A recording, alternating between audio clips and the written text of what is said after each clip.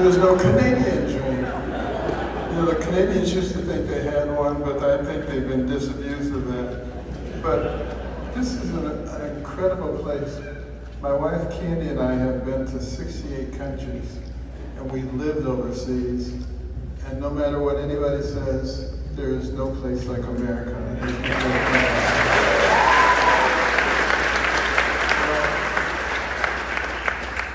You know, my dream as a youngster was to be a doctor.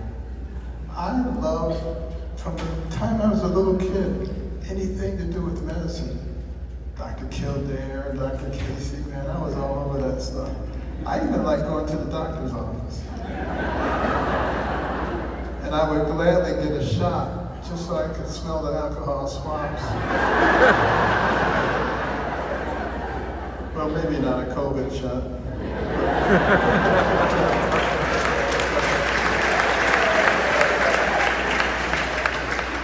But there was a substantial problem. There was an obstacle for me to become a doctor. That is, I was a bad student. I was a horrible student, perhaps the worst student you've ever seen. My teachers thought I was stupid, my classmates thought I was stupid. Everybody thought I was stupid, except my mother. My mother was always saying, Benjamin, you're much too smart to be bringing home grades like this. I brought them home anyway, but she was always, and she was very, very positive. You know, my mother was perhaps the wisest person I've ever met. She had less than a third grade education, really no place to call home, a large rural family bouncing around from place to place. Got married at age 13, and she and my father moved to Detroit, where he was a factory worker and a part-time preacher and a bigamist. She didn't know about that part. I remember telling that story at a graduation at the University of Utah. Nobody thought it was that strange.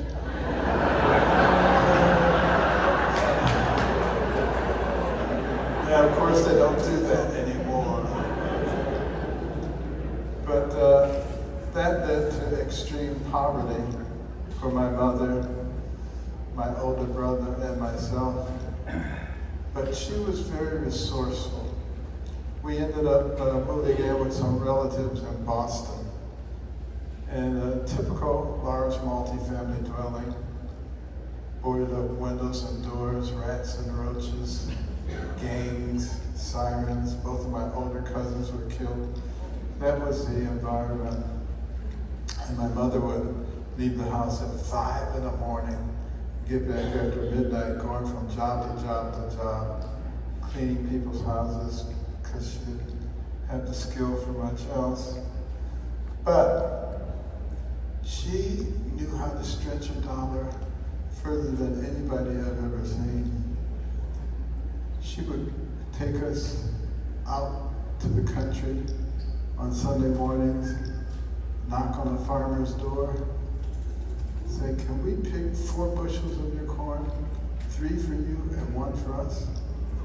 And they always liked that deal. And she would bring home all kinds of fruits and vegetables and can them. And we'd have food for the winter without very much expense. I remember one time she bought a car. She would drive a car until it wouldn't make a sound. She would gather up all the money that she had saved. She was meticulous about saving money. And she would go in to the dealer with a bag of money. There was no way they were letting her out with a bag of money, so she would get some deals that were incredible. I remember one poor fella got fired. He gave her too good a deal, but she was terrific in that sense. But she was the one who believed in me and in my intellectual potential. But she still didn't know what to do. I was doing poorly, my brother was doing poorly. But she had tremendous faith in God. She figured God was the solution to every problem. And she prayed and asked for wisdom. What could she do to get our young sons to understand the importance of education. And God gave her the wisdom. At least in her opinion, my brother and I didn't think it was all that wise.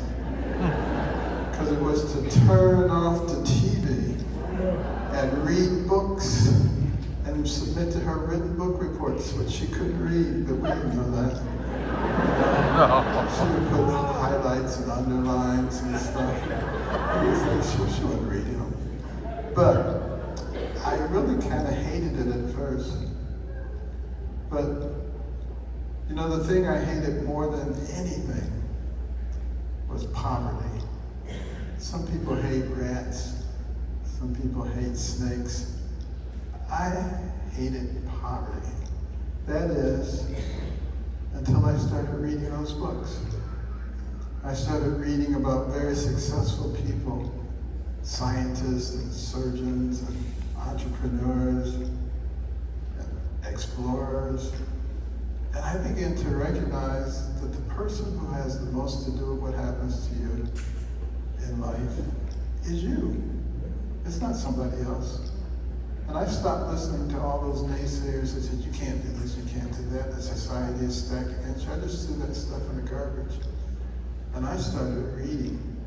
If I had 5 minutes, I was reading a book.